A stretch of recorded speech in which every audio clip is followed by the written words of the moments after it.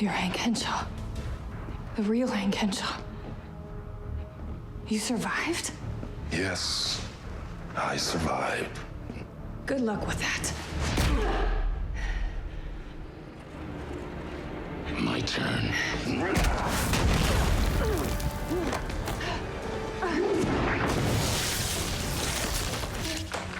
Why are you doing this? Because it's time for you to die.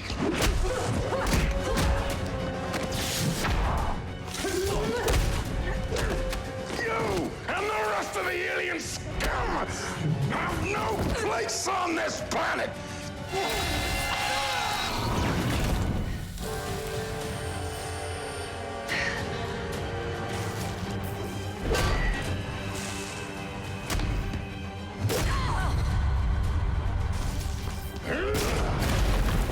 Hank Henshaw is dead. I'm Cyborg Superman.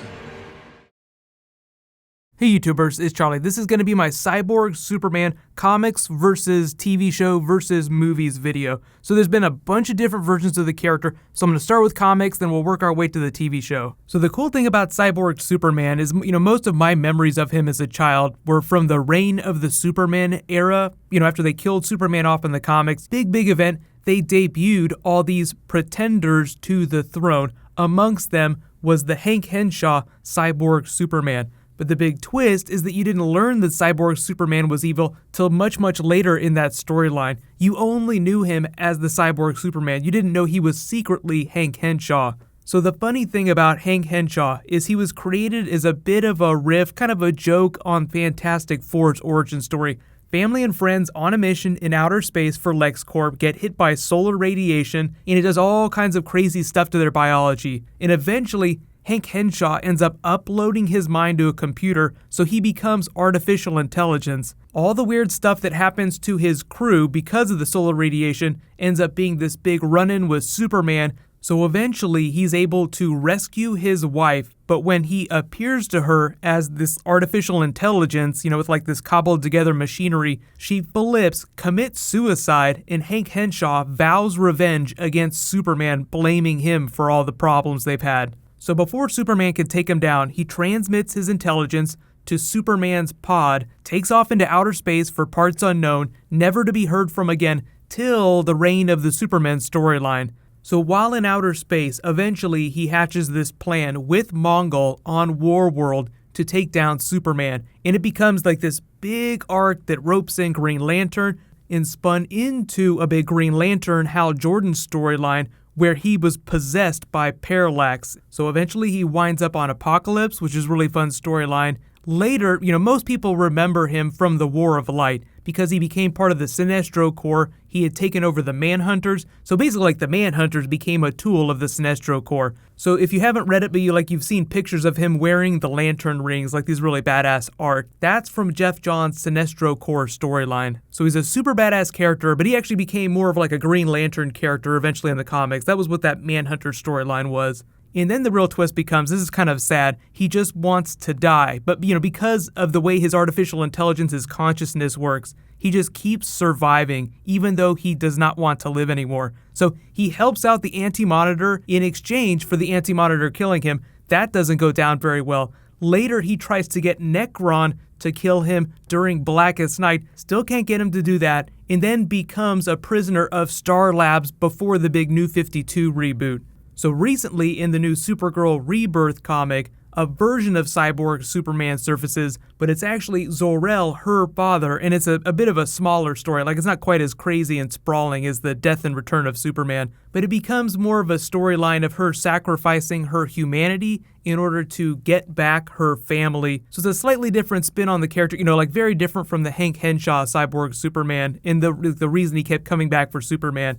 But thus far, the closest thing we've seen to Cyborg Superman in the movies is actually the animated movie Superman Doomsday, where Lex creates a clone, but it's like an amalgam of Superboy, Connor Kent, and Cyborg Superman in the comics, so it's not true Cyborg Superman. But I definitely think they could use the character in the DC Extended Universe eventually. They're working on the second Man of Steel movie. It's still a long ways off. It's going to be a long time before we see it. But as a Superman villain, he's actually a pretty solid pick. It's a huge middle finger to Superman, so I could totally see Lex Luthor trying to clone Superman in some way or create an artificial Superman, just something really evil that walks around wearing his face. But now to explain the TV show version, because they are doing Hank Henshaw Cyborg Superman, but it's a bit of a twist because he wears the same face as Martian Manhunter, so he's more of a cyborg green Martian, but he does have some of Kara's DNA. So he looks more like comic book Cyborg Superman, but it's more of a Martian Manhunter twist on it.